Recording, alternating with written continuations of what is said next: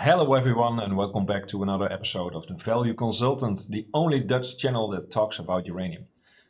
Today, the fan favorite guest is back on. We did some pre-recording discussion, but I didn't tell him this. Our previous video was the best watched interview on my channel, so no pressure there, Trader Ferg, because Trader Ferg is back on, and we're gonna try to set a record, the most viewers this time. So welcome back. How are you?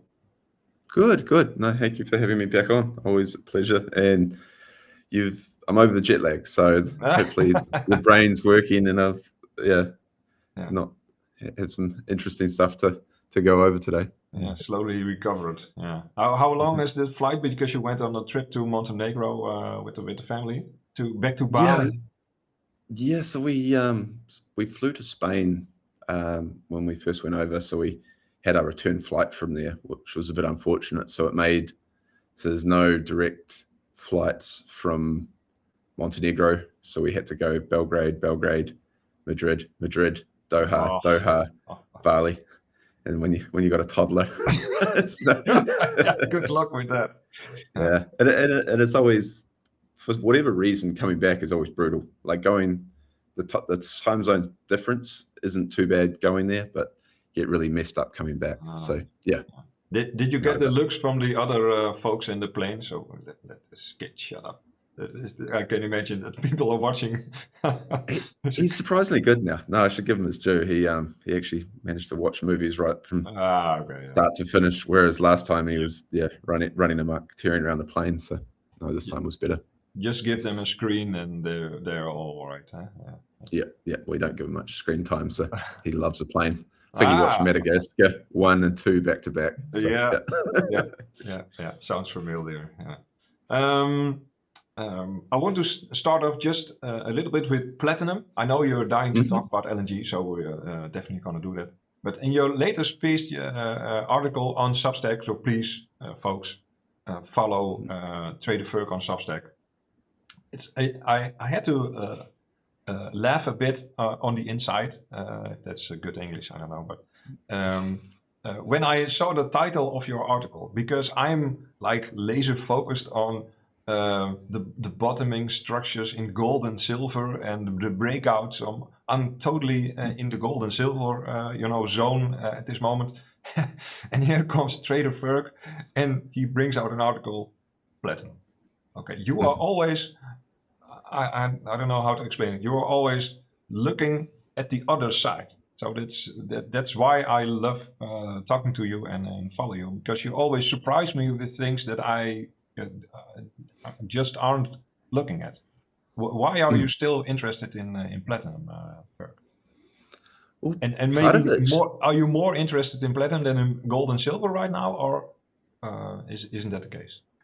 Well, I hold both. I still hold this amount of gold, but with platinum, what attracted it to me from day one was the fact that it's one of those few sectors that you can understand it when you only have to go for a few miners. So really the vast majority of platinum and PGMs in general comes from just South Africa. So really, once you sit down, and you can do this in sort of an hour or two, is just go through Impala, Sibanye, and Valterra's earnings, see what are they guiding, what are they going to be lifting guidance, are they what's production looking like, what's mine life looking like, and you can get a really good idea of the whole industry. The vast majority of like the really high grades are just one section of the bushveld in South Africa, and from there you've really just got to keep an eye on Zimbabwe. It's mainly Impala, and that's kind of a different mix as well. It's quite high palladium, and they've got their own issues. But in Zimbabwe, the government's not that friendly. And then you got Nickel, where they're a really big producer, but it's a byproduct, and they've had a whole heap of their own issues. And again, that's palladium heavy with a lower grade of platinum and a very low grade of rhodium. And so just like everything I come at it from like keep it stupid. Keep it simple, stupid. Like just the less working parts, the less people looking at it. Like if anyone read my Ferg's finds on platinum, like the joke at the end was when I'm trying to work some of the stuff out, like there's only like a handful of people, and it often references my own work because I'm trying to work it out, and it there's nothing scarier than sort of running a Claude deep research project and it throws your own work back at you. And it's that's a goal on itself, really, for me. Huh? That I will ask ChatGPT something about uranium or so, and then ChatGPT tells me, oh well, I have the value consultant there. He knows a lot about uranium. That would be epic. You have to have an imposter, and you have to have AI bringing up your own stuff. Then I'm done. Yeah. Yeah. I don't know. When there's a lot of money tied up, I'd prefer someone it's a bit not just a PGM tourist. Yeah. Unfortunately, the guy that was the absolute OG, the guy that had devoted his life to platinum, Dr. David Davis, he was the guy who I based a lot of my work on, and he unfortunately passed away in 2024. And so a lot of what I'm doing is just trying to track sort of import export numbers and take it from extrapolate from where he left off. And that's a big question for me, is how much of the above ground inventory does China now control with platinum? And Dr. Davis's work, he thought it was about 80%, and that was back at sort of end of 2023. And for anyone that's been paying attention to platinum and palladium, the Chinese launched sort of futures in China that for platinum and palladium, and they have traded at a premium to what's traded in the West. And so you've seen this sort of sucking sound of all the physical platinum and palladium heading into China, and China doesn't export raw platinum or palladium, only in finished goods. And so there's a whole reason behind this as well. Like anyone that's seen how China works, is they love to sort of corner the processing and refining of a lot of critical minerals. And since a lot of it's based in South Africa, or the majority of it's based in South Africa, they couldn't control that. They're all vertically integrated. There's a few reasons they couldn't control it. So what they've decided to do is just stockpile as much platinum as they could get their hands on. And yeah, by my calculation, and this is just mine, there's no one else that seems to have done the work, it's upwards of 85% of global above ground inventories of platinum is now in China. And it's got to the point that it's even pulling out all the physical out of Western ETFs. Yeah, that's huge. Mm-hmm. I'm an 80s kid, you know. I'm 50 right now, turned 50. Mm-hmm. And so platinum is in my head. When I think about platinum, I think about artists, you know, like Michael Jackson and U2. And you can have a gold record, yeah, if you sell a lot of records, but you can also have a platinum record, and that's more important, more records. So platinum, in my view, is also always above gold. It's more precious. It's yeah. So, but that's not really the current reality. But maybe it will be again sometime that platinum will be more expensive than gold. And if you look at the supply-demand story, I think it's a possibility. Yeah, well, that's like it's hard to even know what price will do, but all you need to do is spend the time to look at particularly Impala and Sibanye. Both of them, their mine life is from the sort of start of 2030s. It's to the end of the 2030s. It's just, I think it's a line from the top left corner to the bottom right. Like I think both of them lose roughly 35-40% of their mine life, and as I said, when you've got a highly concentrated sector just in South Africa, and before you even mention all the sort of instability, rising power costs, a lot of the stuff's kind of high graded, so they're having to go deeper. Before you run into all of those issues, like even with the increase in price we've seen across PGMs, none of them have supply still going down. And so, yeah, the interesting one with PGMs is they are obviously sensitive to economic activity. And so a lot of what we're seeing lately is kind of just bearish views on their demand. Like there'll be less cars sold, there'll be less industrial activity, so that'll suppress platinum prices. But if even sort of a base case, I think they're already too bearish, and the supply side's going to be what's driving this, because it's a mess. And it's that's when you got that sort of a setup, I think it's hard not to make money. And I've used the sort of 2000 period as a bit of a guide. Like you would have made sort of roughly 6-7 times your money just holding physical platinum over that period. And it's interestingly, it looks very similar to a lot of sort of emerging market graphs. And I think we're staring at something similar. Yeah. And I want to be on that trend, and I won't get bucked off it. Yeah, I just bought in and happy to ride it. So platinum really is more similar to, let's say, uranium and copper than to gold and silver. Yeah, so you get the best of both worlds in some ways, because you've obviously got the industrial drivers, you've got the catalytic converters, which is something that kind of gave me a lot of, like I lent into it, and particularly rhodium, because that was a more sort of acute way to express it, because rhodium, you got 85% goes into catalytic converters for exhaust on cars.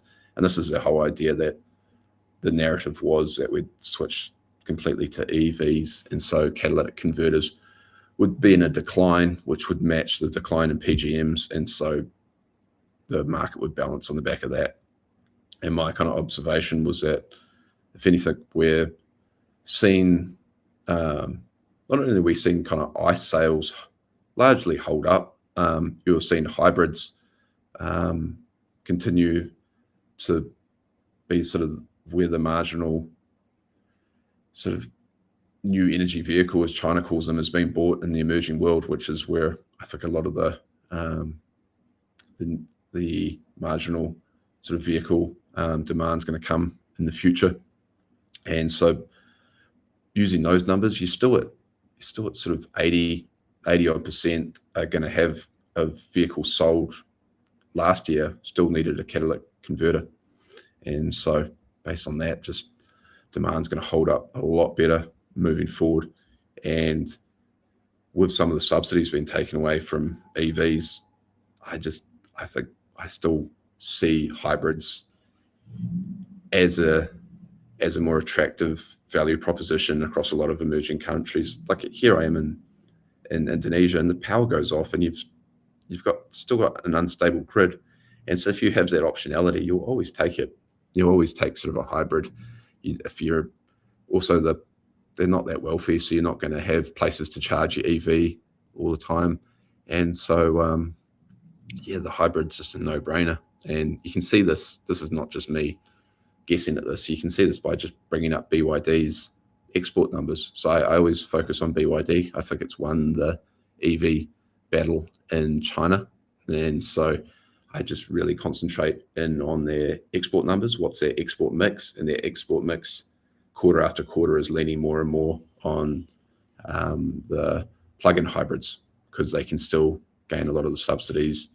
Plug-in hybrids actually require more PGMs even than a standard internal combustion, because you've got to switch back and forward between the battery and the smaller internal combustion engine, and the most emissions are at startup.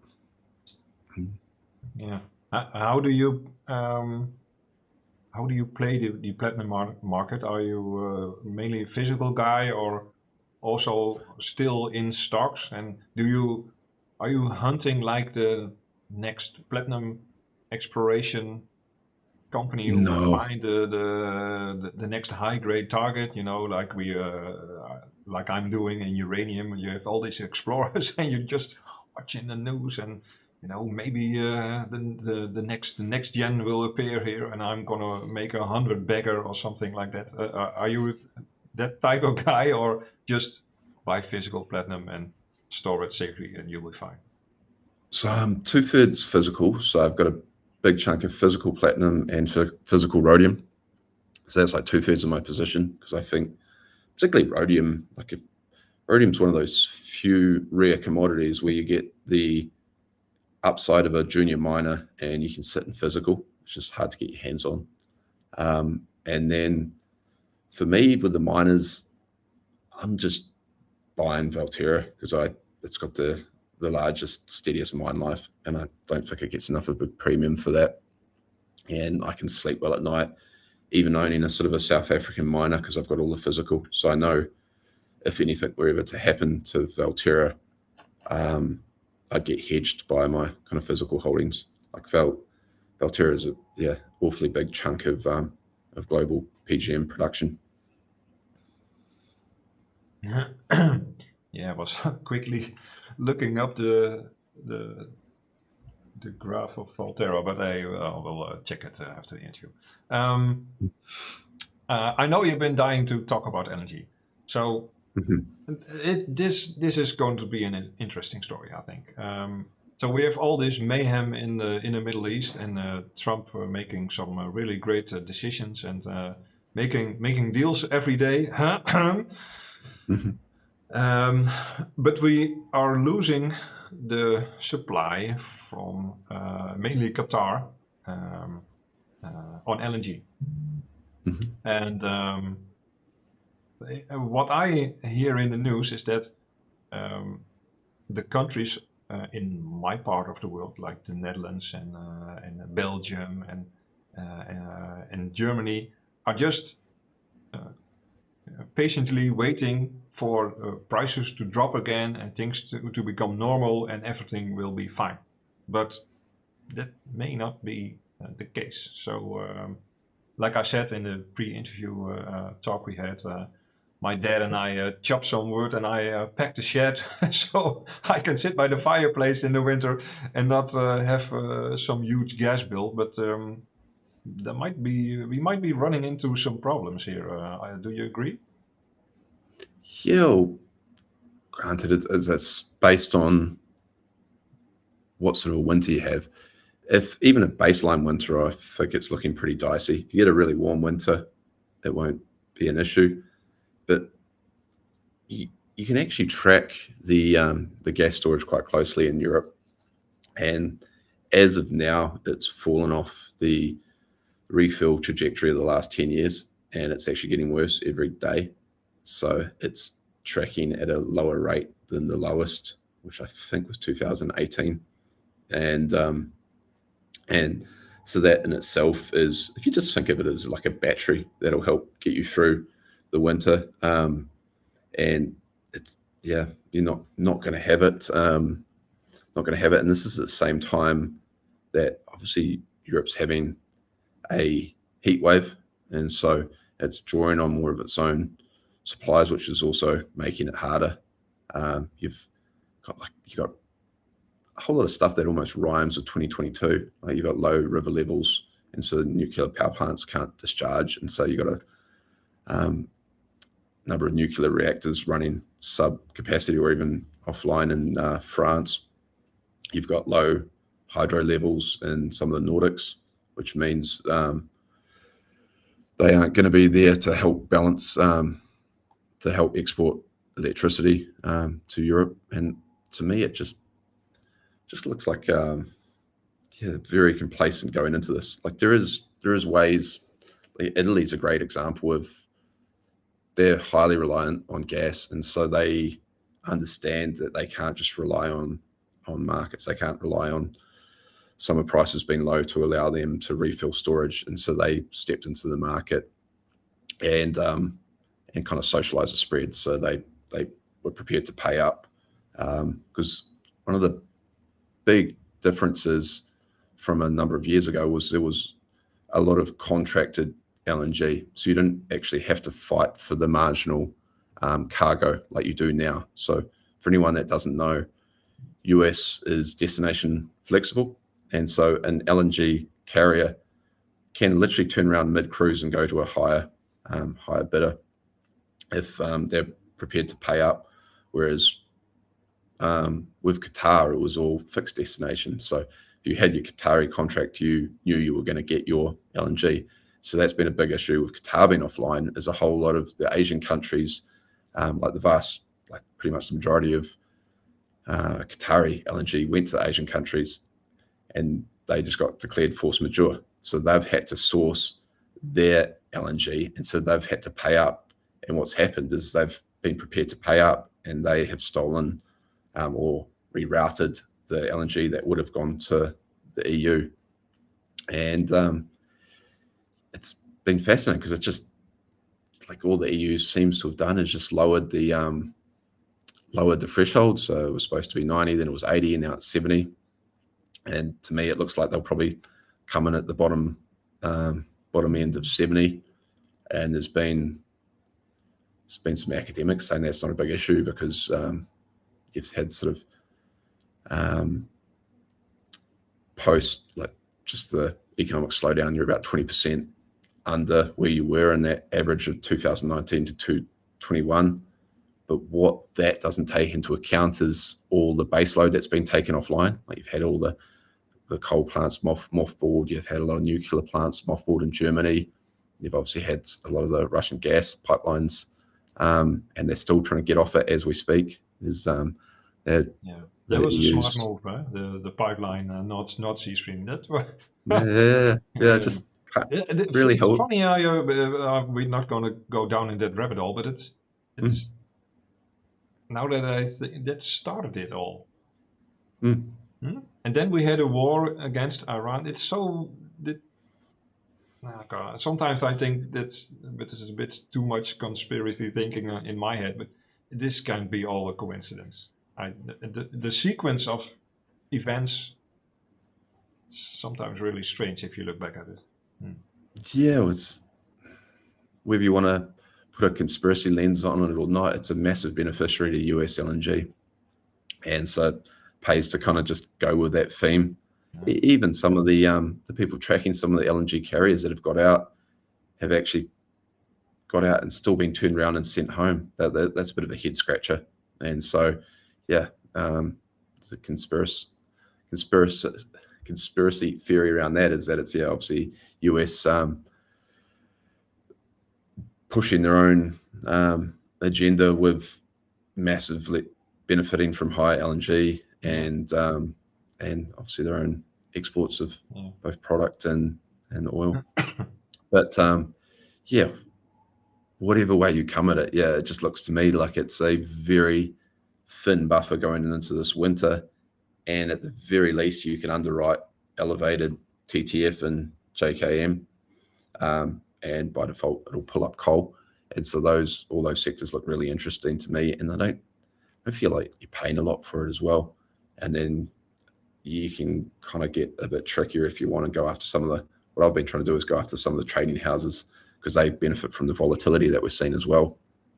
Like it's just, this volatility's been quite something. Like never have I seen kind of a market where you can just get wrong-sided by tweets. Like obviously the market just completely sells off and rallies again. And a lot of people I know have just thrown in the towel and just said, like, this is too much. I'm not trading this market anymore. And so trading houses was one way to kind of get around that, because they obviously just have the inside running to a lot of this better professionals, better data. Like I love Shell's tagline of I think they've ever had a losing quarter in their trading arm. And so that's been a kind of a clean way to play this. I've been a big bull on coal and haven't had much to show for it, but I still think that's coming in the next few months. The gap's just getting too wide for them not to keep increasing coal use. It's already happening in Asia, and I think it'll pick up. Yeah, which role does China play in this whole LNG story? But because I've read somewhere, just correct me if I'm wrong here, that you underestimated the role of China in this whole LNG story. Can they do it again at the same time they did the last time, or do you see it differently? Yes, so China's the toughest one to call because like it was amazing what they did with oil, like just largely stepping back for a while, and they did the same with LNG. And LNG's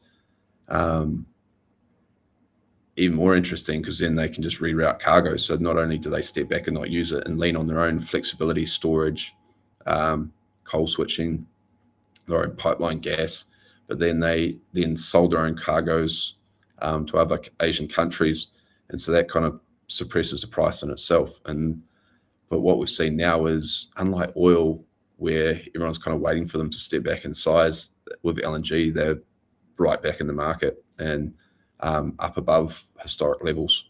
And so their LNG storage isn't nearly as substantial as what they have with oil. And yeah, they had very hot temperatures across their coast, and so yeah, they have been straight back in the gas market, and so that doesn't seem to be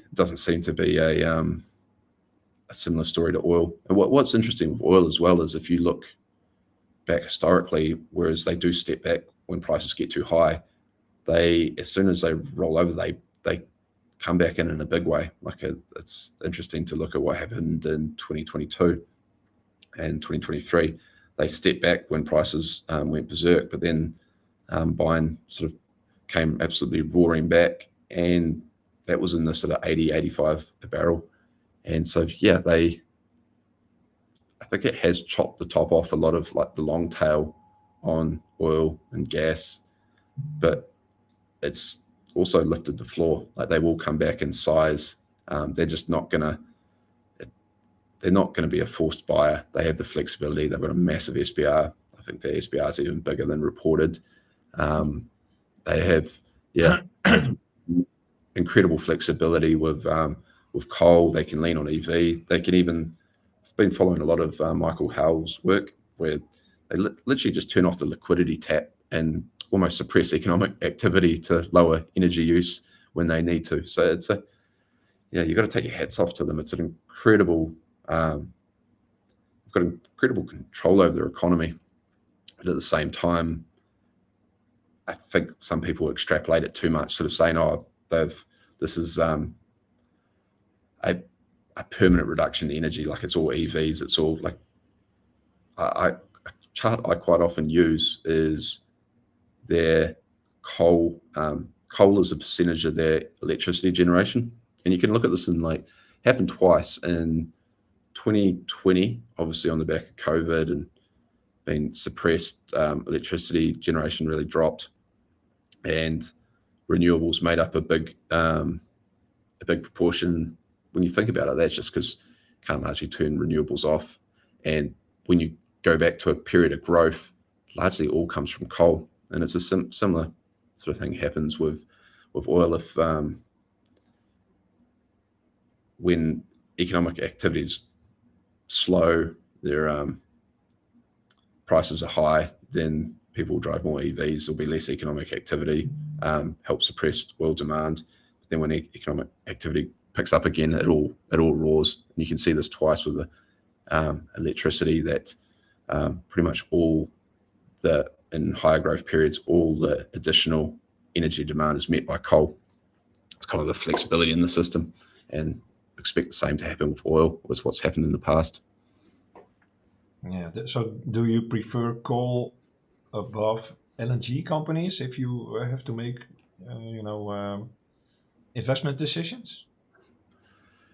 Oh, the thing with LNG is it's very hard to get really pure plays on it. So it's with coal, you can get really pure exposure because you can get companies that are dirt cheap, sell on spot, seaborne, high value, and you can get a very pure play on it. With LNG, it's a lot harder because the vast majority of LNG companies have a lot of long-term contracts. They're not capturing the upside that efficiently, or they're just clipping the ticket if they're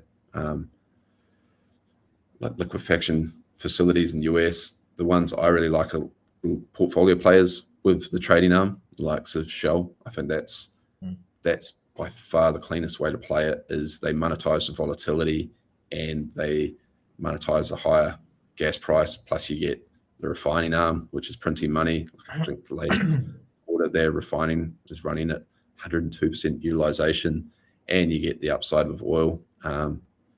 And so, yeah, that for me, it was by far the cleanest expression on the whole thing, and it's kind of been working.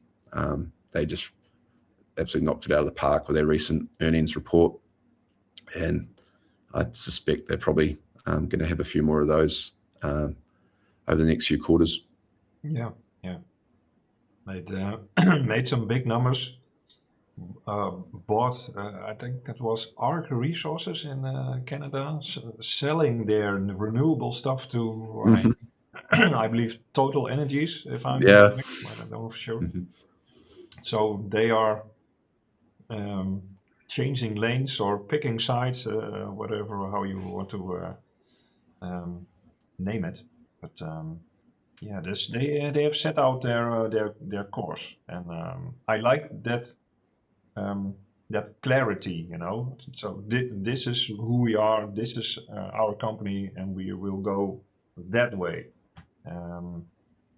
instead of being pressured by regulations and public opinion, and okay, so we will have to have now a renewable division because it's by public demand, and gonna try this and blah blah blah blah. But it doesn't work. You see it now, and I'm really a fan of management. We call this in the Netherlands, keep your back straight. Hou je rug recht. Keep your back straight. Don't be a jelly. Keep your back straight. This is who we are. This is what we're gonna do, and this is our way forward. And screw everybody else who doesn't like it. You just buy another company if you don't want to buy Shell. Do your own thing, but this is what we are going to do. So I think it's pretty strong statement there from Shell. Yeah, it's fantastic to see how they're, because that was, I remember seeing an interview with the prior Shell CEO. Was it Ben Van Buden? Yeah. Just sort of saying we're no longer an oil company. I was like, oh God, here we go. just shut up. Like, and then now they're just, I love it. Like always trying to draw them in. Like I think there's what new court case just been brought against them, the whole sort of trying to tie them on emissions and whatnot. But now it's just they're just running every project through like what's the return on sort of capital going to be on each of these, and if it doesn't meet that, then it's out. And it's like that's how all the renewables is being removed from the system, is like just doesn't meet our return requirements. And it's like, how can you argue with that? They're just we're trying to make the best capital. We're not going to do some sort of emission adjusted sort of returns or feel good returns or anything like that. Then it's nice to see, and that's why I'm a happy shareholder, and increasingly so. It's quite a large position for me now, and yeah, I like the mix. I like the mix of being long Brent, long LNG, long refining, and long a trading arm. And with the trading arm, it's fascinating in that I think it's one of those things that really frustrates Wall Street, because you can't model it when they won't break it out. So they keep it really opaque, unlike kind of Glencore and a few names where they actually break it out as a line item. They kind of muddy the water with it and sort of mix it in with all their other sort of business lines. And yeah, I kind of like that sort of, can just do my back of the envelope. And for me, you've just got such a high shareholder yield. Just like running sort of a 6% buyback and paying down sort of a chunky amount of debt every quarter, and that makes it hard to go wrong over time when you can underwrite that buyback.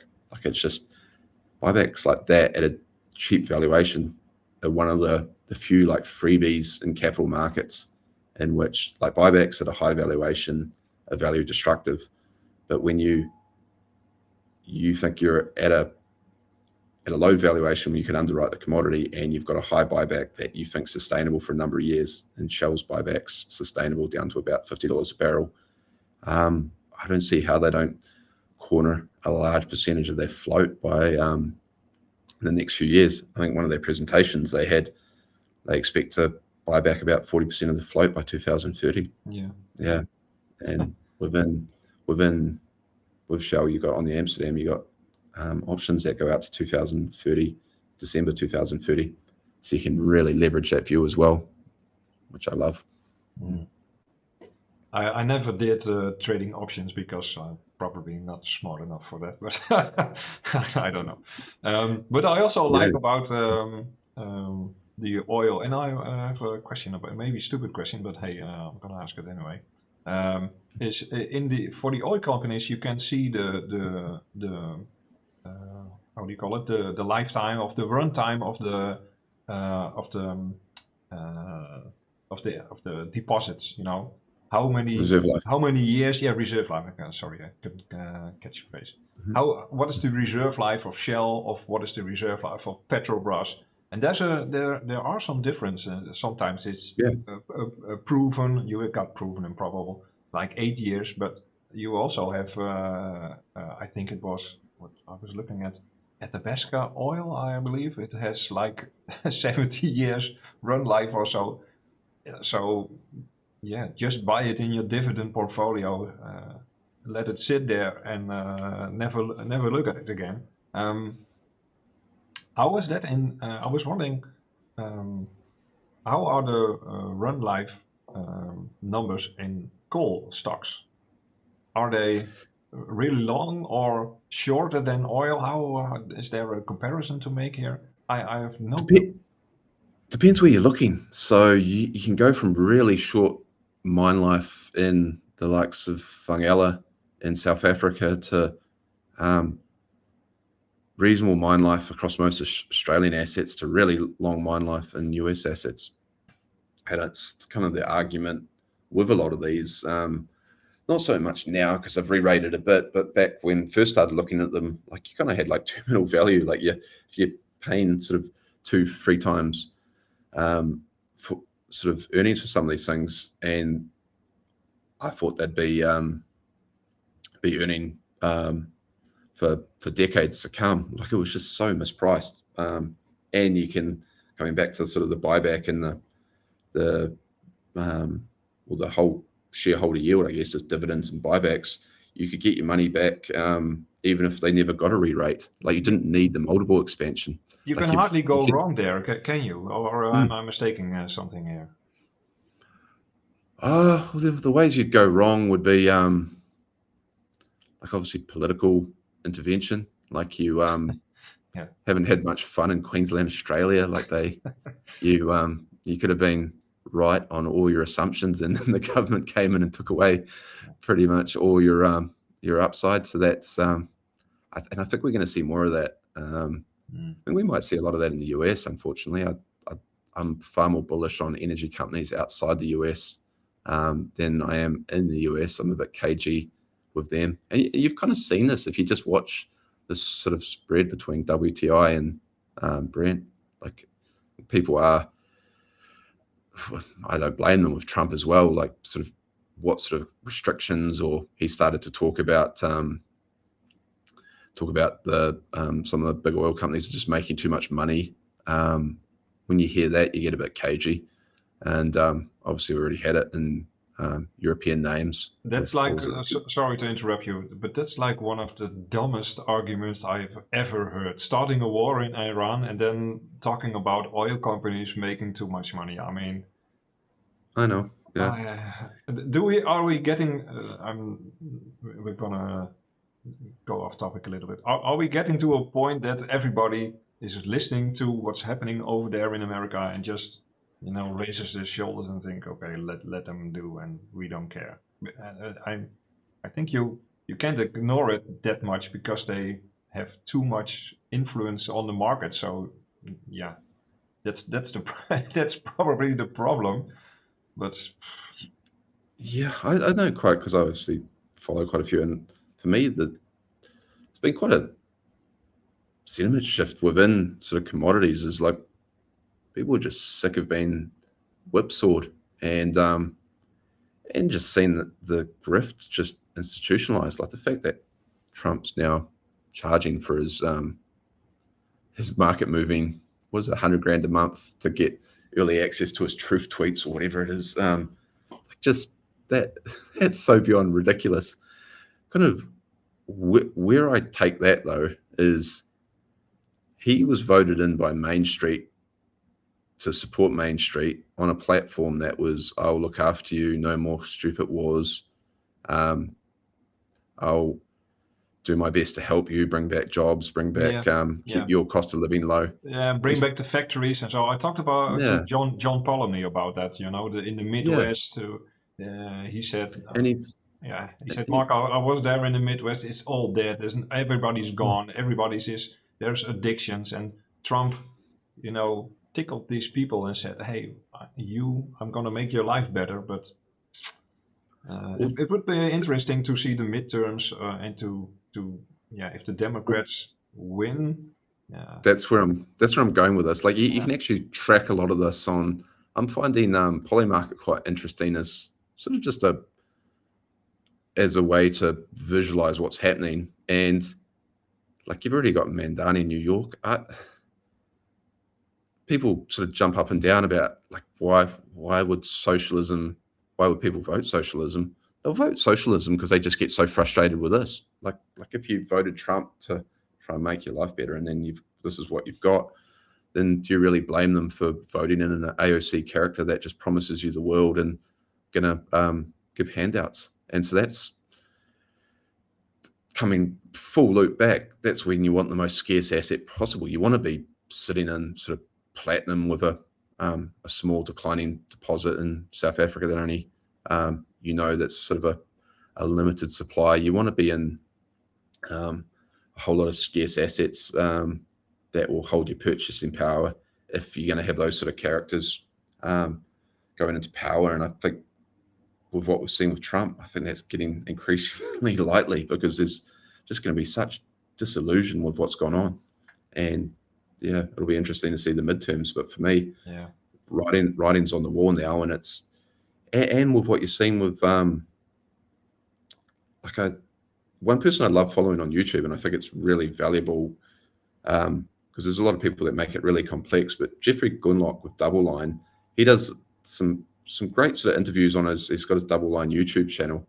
And one thing he's kind of taught me, like rates are quite complex, and so understanding what the Fed's doing was always a bit over my head. But something he's really rammed home is you just watch the 2-year yield, and the Fed follows that with a lag, and that's been the game for decades now. And the 2-year is absolutely ripping, and obviously the Fed's done nothing about it. His latest commentary was just sitting on his hands, and so he's going to have to chase that. And once it's again sort of rhyming almost with that 22 period where 2-year ripped, and then sort of a better part of 6 months later, the Fed had to chase it for with lifting the Fed funds rate for months and months and months, or year even. And yeah, that's the sort of period where you don't want to be in high multiple tech, where a lot of your valuations out in the future. You want to be in scarce assets. You want to be in areas with low valuations, high cash flows, where you don't get punished in that environment. Because I think a lot of people think you just go.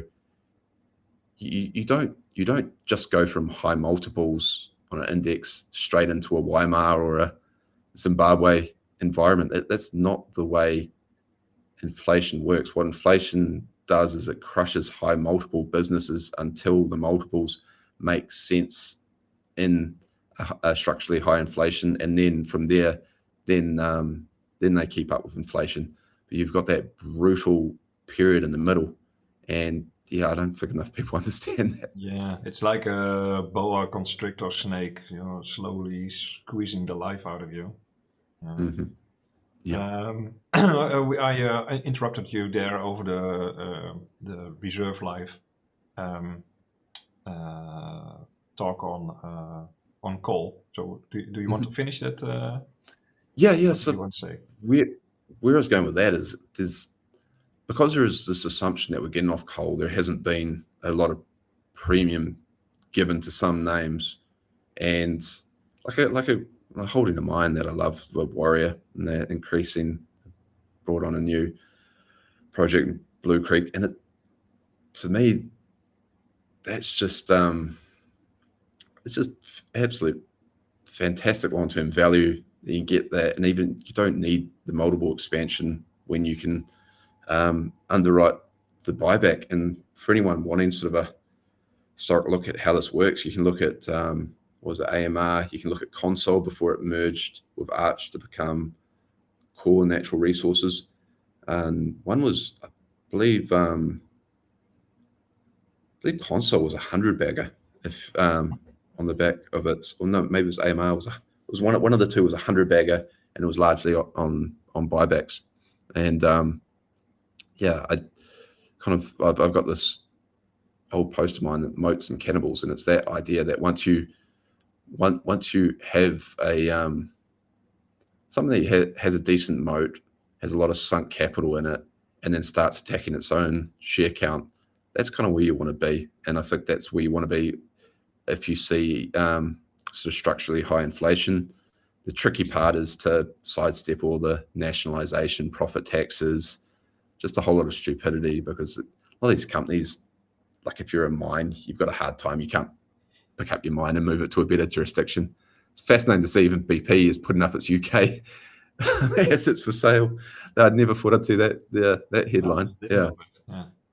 Yeah. And so, but then, there's an opportunity even with that, and that a lot of these companies are rapidly diversifying away. Like you just see with UK's just complete stupidity, it's just absolutely created capital spending in its oil and gas industry, and a lot of these companies are just diversifying to other areas, and they still get slapped with a sort of a depressed UK premium when they've, like Harbour is a great example. They've really diversified away from it, and I think they're going to put up fantastic numbers, whereas people have still got PTSD from the beating it took under the UK regime.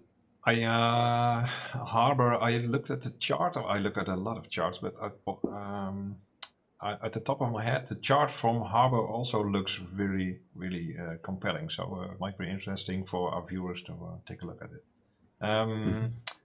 I want to change subject a little bit. I've got two things. We have a little fun about uranium, but that's at the end of the program. I was looking at the news in the Netherlands, and there was this small of a news item. But I was sitting on my couch and looking at it, and I was thinking, okay, wow, what is this? It was a news item about Japan. And America helping Japan to stabilize the yen. And it went literally like this. America stepped in and helped Japan to stabilize the yen. And, it was a successful operation. Okay. We're going to switch. There's a fire in the south part of the Netherlands, blah, blah, blah, blah. And I was thinking, well, okay, this is it. Isn't this quite important? Didn't you have to explain a little bit about this? But that's how the media works. You get like 15 seconds, a couple of sentences about maybe the biggest thing in financial markets at this time. And I'm referring also on the yen carry trade, because I listened to a lot of interviews, and a lot of guys are telling us, hey, you better watch this, because this could be the big sword above our head. How do you How do you look at this story? Well, for me, it's just a story of the position the US finds itself, and that it's what US net investment position is negative 60.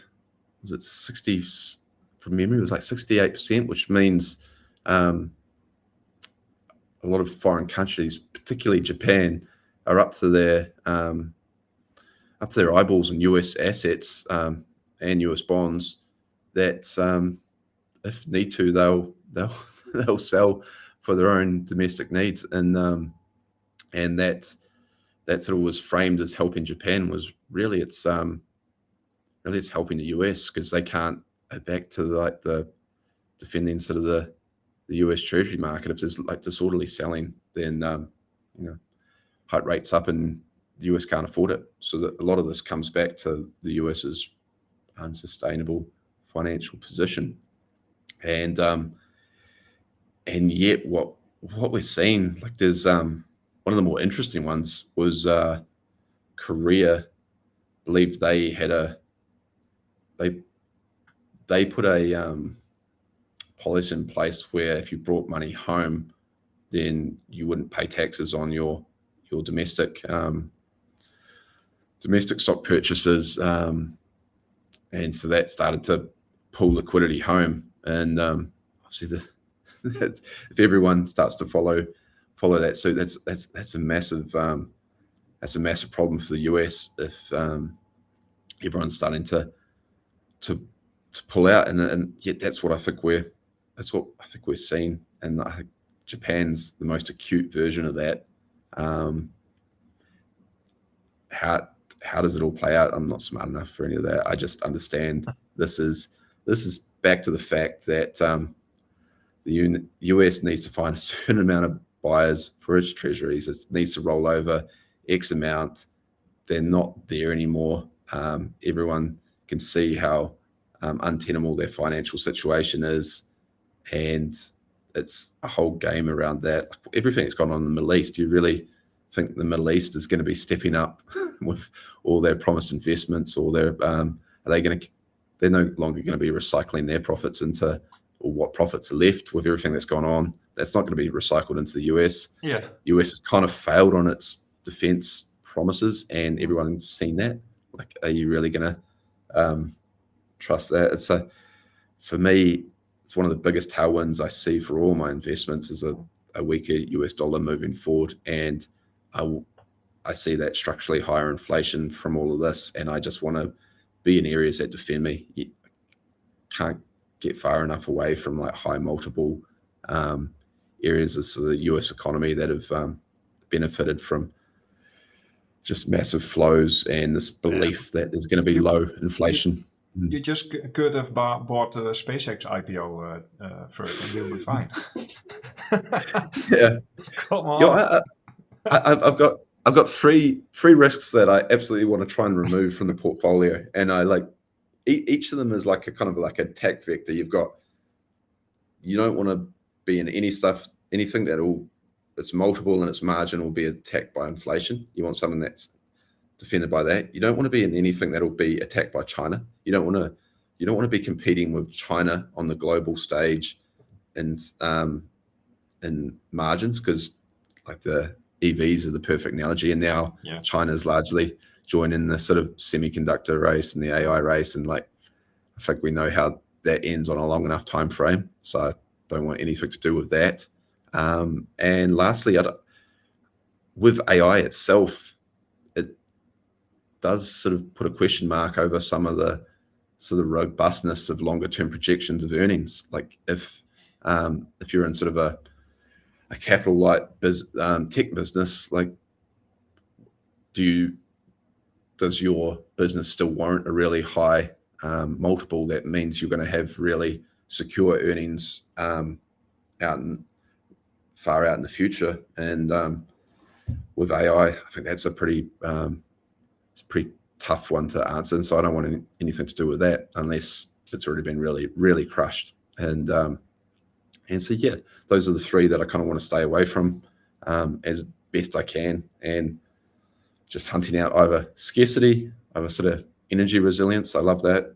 those are my two big themes. And another one is just really high shareholder yields that I can kind of underwrite that are sustainable. Like the sort of trading houses are one, emerging market exchange operators are another. I think they've got fantastic network effects, really high returns, and they do really well in an inflationary environment, even though they're capital light.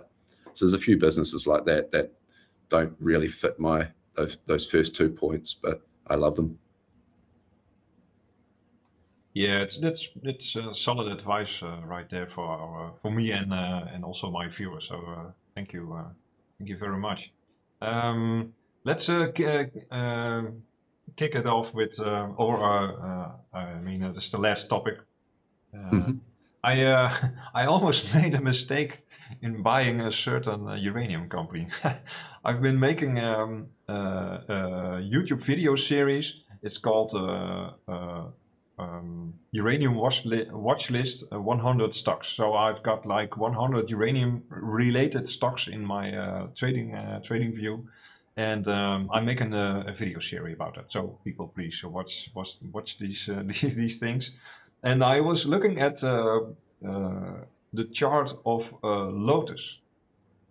And I thought to myself, well, we could break out here. This seems pretty compelling. And so I'm in a Substack group with Uselink. I don't know if you know him. It's Casper Rasmussen from Denmark. He's a great TA guy. So my advice, please follow him.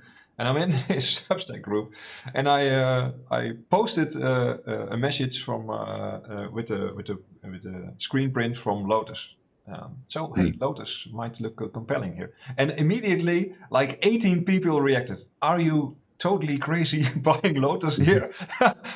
It was on trading halt. I didn't look far. It was on trading halt, and I'm having a look at the chart right now. It like dropped.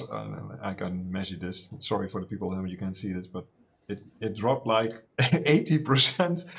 Yeah, I know. In the 3 days next of the 3 days past that. So yeah, that was luckily for me. I didn't pull the trigger, but I was smart enough to post a message on the Substack. It's really fun, by the way. If you're in a Substack group to communicate with others and pitch some ideas. So if you watch this video and are not on Substack yet, please do so. And of course, follow Trader Ferg. It's the least thing you can do. But it's a bit the hard thing about uranium. Where can you make money in this story? And everything you look at, is, only Kazatomprom and Chemical are doing fine. Kazatomprom is now probably preparing an IPO.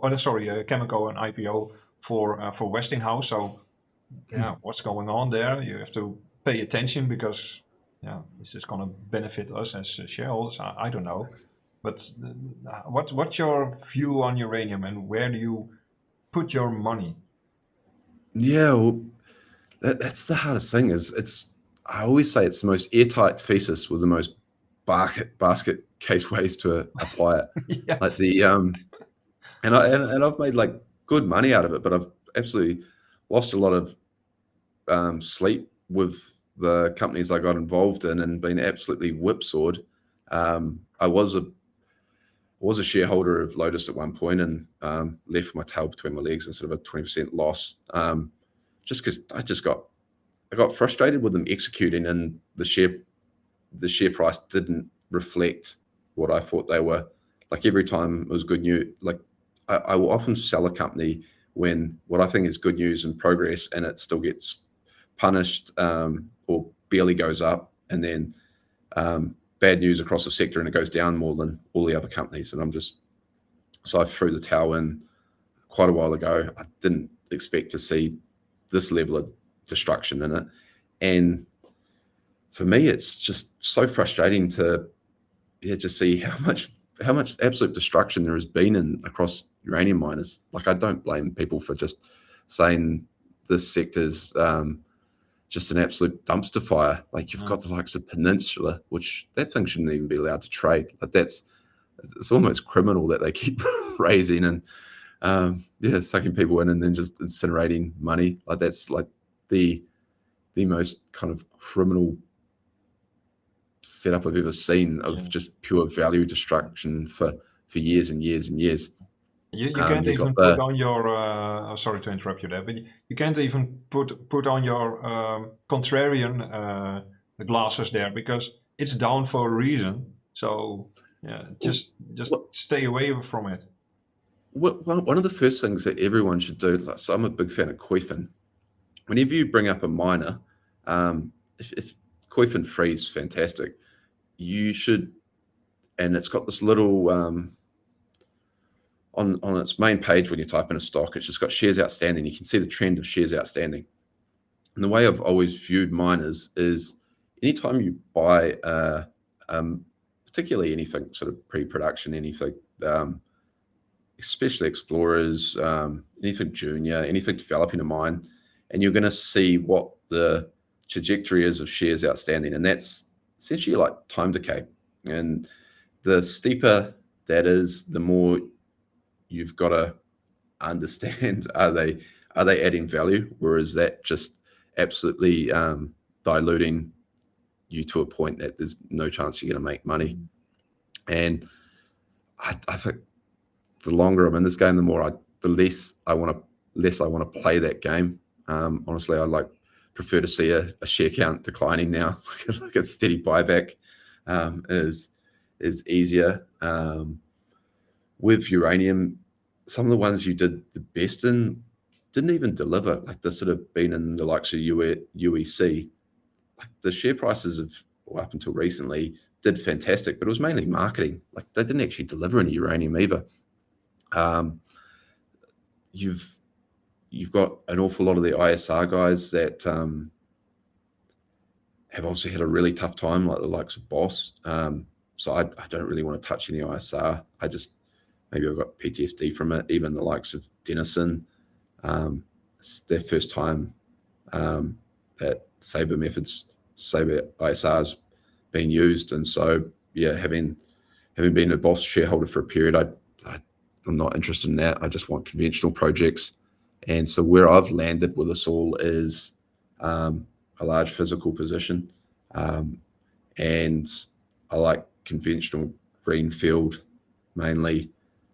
The vast majority is Bannerman. I'm a big fan of that. I think the JV, a lot of people hated it because they thought it reduced the optionality, but I actually think it was worth it, because it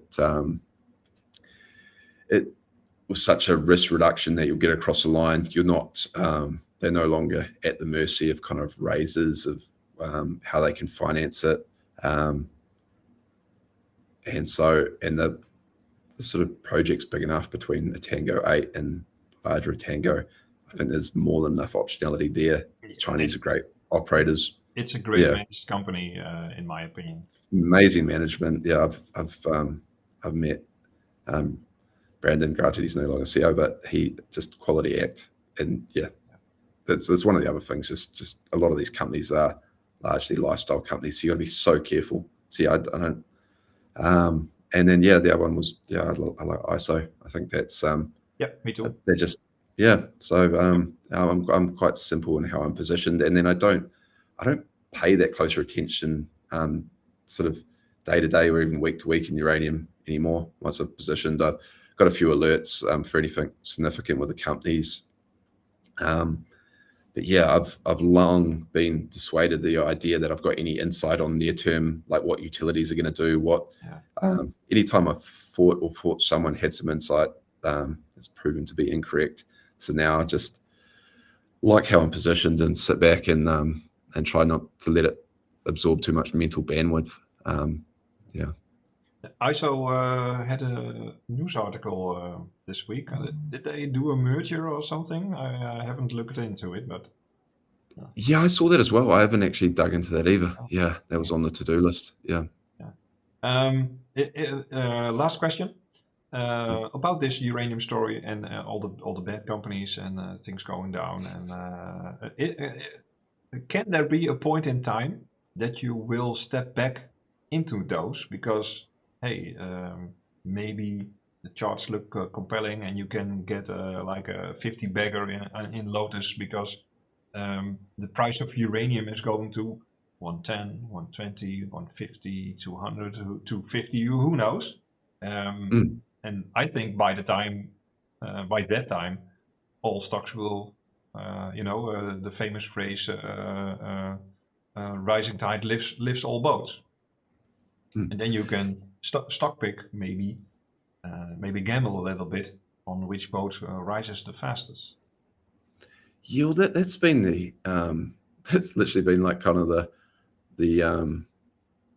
what a lot of people have been positioning for in uranium is a squeeze, and knowing that there is this increasingly large gap between what the utilities need and primary mine supply, and that needs to be filled at some point.